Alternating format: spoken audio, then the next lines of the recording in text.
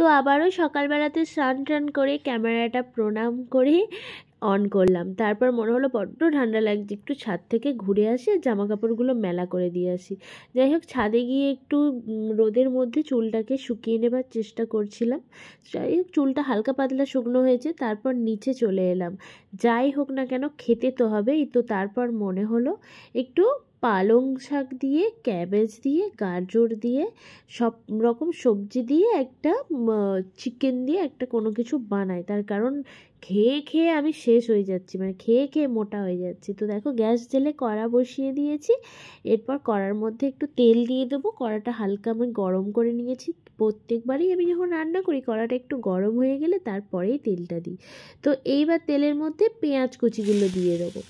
এইভাবে পেঁয়াজ কুচি, আদা রসুন একদমই অল্প নাড়াচাড়া হয়ে গেলে, একটু যখন বুঝতে পারবো লাল লাল মতো হয়ে গেছে, তারপর চিকেন দিয়ে দেবো।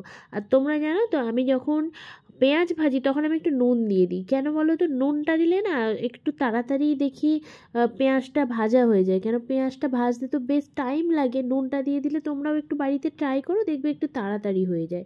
তো তারপর দেখো, এখানে আমার চিকেনগুলো ছিল। চিকেনগুলো এবার আমি 2 পিস নেব, বেশি নেব না। কেন, মুখে বলবো ডায়েট করছি আর খাবো, এই রকম তো করলে হবে না। রোগা হবো কী করে তাহলে? অনেকটা ওয়েট গেইন করে ফেলেছি। তারপর একটু ব্ল্যাক পেপার দিয়ে দিয়েছি, তোমরা ভিডিওটা দেখে নাও।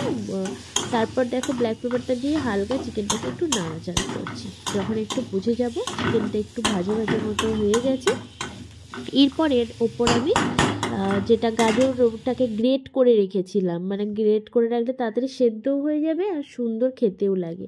তো গ্রেট করে রেখেছিলাম, এখানে পালং, ক্যাবেজ সবটা দিয়ে দিলাম, দিয়ে একটু নাড়াচাড়া করব।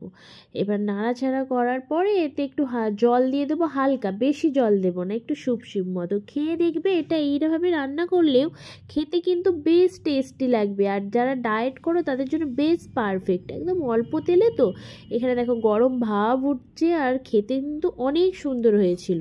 তারপর আমি ওটা খাবার পর দুপুরবেলাতে ভাবলাম একটু কমলা লেবু খেয়ে নিই, কারণ এই সব দিনে কমলা লেবুর টেস্টটাই অন্যরকম।